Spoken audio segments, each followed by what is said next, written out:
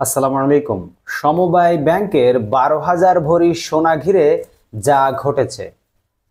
বাংলাদেশের অন্তর্বর্তী সরকারের স্থানীয় সরকার, পল্লী উন্নয়ন ও সমবায় উপদেষ্টা এ.এফ হাসান আরিফ সমবায় ব্যাংকের 12,000 ভরি সোনার খোঁজ পাওয়া যাচ্ছে না এমন বক্তব্য দেওয়ার পর এ নিয়ে নানা ধরনের আলোচনা হচ্ছে সামাজিক যোগাযোগ মাধ্যমে। রোববার 29 সেপ্টেম্বর কুমিল্লার কোটবাড়িতে বাংলাদেশ পল্লী উন্নয়ন একাডেমির বার্ড বার্ষিক পরিকল্পনা সম্মেলনে প্রধান অতিথির বক্তব্য দেওয়ার সময় তিনি এ তথ্য প্রকাশ করেন। এরপর থেকেই ব্যাংকের সোনা কিভাবে গায়েব হলো সেটি নিয়ে কৌতূহল ছড়িয়ে পড়ে।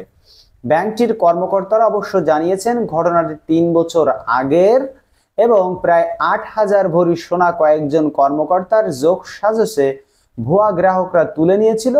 পরে এ ঘটনায় দুর্নীতি দমন কমিশন মামলা করে, যা এখনো বিচারাধীন আছে। ব্যাংকটির ভারপ্রাপ্ত মহাব্যবস্থাপক ও প্রধান নির্বাহী কর্মকর্তা মোহাম্মদ আহসানুল হক গনি বলেছেন, ওই ঘটনায় ব্যাংকের একটি চক্র জড়িত ছিল এবং তদন্তের মাধ্যমে তাদের চিহ্নিত করা হয়েছে। প্রসঙ্গত, সমবায় ব্যাংক মূলত একটি বিশেষায়িত ব্যাংক। সমবায় আইনের বিধান অনুযায়ী এটি সমবায় খাতে অর্থ সরবরাহকারী ব্যাংকিং প্রতিষ্ঠান হিসেবে কাজ করে থাকে। এটি সমবায় সমিতির ছাড়াও ব্যক্তি পর্যায়ে ঋণ দিতে পারে। কুমিল্লায় বার্ডের অনুষ্ঠানে গিয়ে এলজিআরডি উপদেষ্টা এফ হাসান আরিফ বলেন, সমবায় ব্যাংকের বহু সম্পত্তি বেদখল হয়ে আছে। যারা একসময় ব্যাংকে ছিলেন তারা এগুলো বেদখল করে রেখেছে বলে জানান তিনি।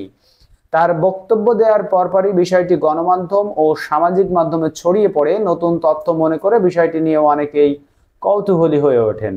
পরে ব্যাংকের সাথে যোগাযোগ করলে এর কর্মকর্তারা বিবিসি বাংলাকে নিশ্চিত করেন যে ঘটনাটি 2020 সালের এবং এ ঘটনায় জড়িত থাকা দায়ে ব্যাংকেরই 8 জন কর্মকর্তার নামে মামলা করেছে দুদক, যা এখন আদালতে বিচারাধীন আছে। ব্যাংক কর্মকর্তাদের সাথে কথা বলে জানা গেছে, ঘটনাটি জানাজানি হওয়ার পর ব্যাংকের তরফ থেকে দুদককে জানানো হলে তারা তদন্ত শুরু করে। তদন্তের পর 2021 সালের ফেব্রুয়ারিতে তখনকার চেয়ারম্যান সহ 9 জনের বিরুদ্ধে মামলা করেন সংস্থাটির একজন উপপরিচালক। এরপর 5 জনকে গ্রেফতার করা হয়। তখন মামলায় অভিযোগ করা হয় এসব ব্যক্তিরা ব্যাংক থেকে 2,316 জন গ্রাহকের বন্ধক রাখা 7,398 ভরি 11 আনা সোনা আত্মসাতের চেষ্টা করেছে, যার তখনকার বাজার মূল্য উল্লেখ করা হয় 40,08,60,888 টাকা। এর মধ্যে ভুয়া ব্যক্তিকে গ্রাহক সাজিয়ে প্রায় 11.5 কোটি টাকার সোনা তারা আত্মসাৎ করেন। এই মামলা এখনো চলমান। কর্মকর্তাদের দেয়া তথ্য অনুযায়ী নারায়ণগঞ্জ কোঅপারেটিভ ক্রেডিট সোসাইটির নামের একটি সমবায় সমিতির সদস্যরা মোট প্রায় 12,000 ভরি সোনা ব্যাংকে বন্ধক রেখে ঋণ গ্রহণ করেছিল। এক পর্যায়ে ওই সমবায় সমিতি দেউলিয়া হয়ে যায়। এর মধ্যে করোনা মহামারী চলে আসে। সব মিলিয়ে যথাসময়ে ঋণ শোধ না করায় এক পর্যায়ে ব্যাংক সেই সোনা নিলামে তোলার সিদ্ধান্ত নেয়।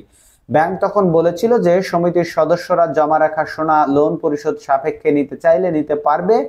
এই সুযোগটি নিয়েছিল কিছু অসাধু কর্মকর্তা। তারা ভুয়া ব্যক্তিকে ওই সমিতির সদস্য সাজিয়ে ভুয়া রসিদ বানিয়ে লোন হিসেবে নেওয়া টাকা জমা দিয়ে সোনা তুলে নেয়, বলেছিলেন ভারপ্রাপ্ত মহাব্যবস্থাপক আহসানুল গনি। মূলত সোনার বাজার দর অনেক বেশি হওয়ায় লোন শোধ করেই ভুয়া ব্যক্তিরা সোনা তুলে নিয়ে লাভবান হয়েছিল বলে জানান মিস্টার গনি।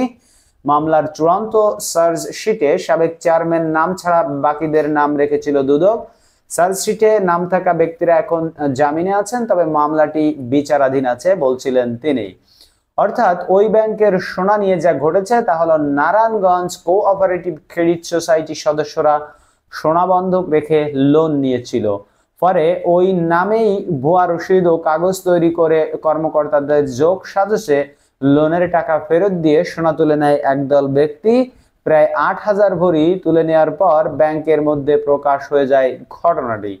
তারা যেই নামের বিপরীতে যত টাকা লোন নিয়েছিল সেই টাকা কিন্তু দিয়েছিল ব্যাংকে, কিন্তু যারা এসব নামে এটি করেছেন তারা ছিল ভুয়া, বলছিলেন ব্যাংকের ভারপ্রাপ্ত মহাব্যবস্থাপক। আমরা যে খবরটি আপনাদেরকে জানাচ্ছি এটা বিবিসির থেকে আপনাদেরকে জানাচ্ছি, সূত্র হলো বিবিসি। বন্ধুরা চিন্তা করুন কতটা আশা করি যে যারা এই ভুয়া গ্রাহক ছিল তাদের সাথে অবশ্যই ব্যাংক কর্মকর্তাদের সাথে যোগ সাজশ ছিল, তা না হলে এই অকারেন্স বা এই ধরনের কর্মকাণ্ড ঘটানো আসলে সম্ভব না।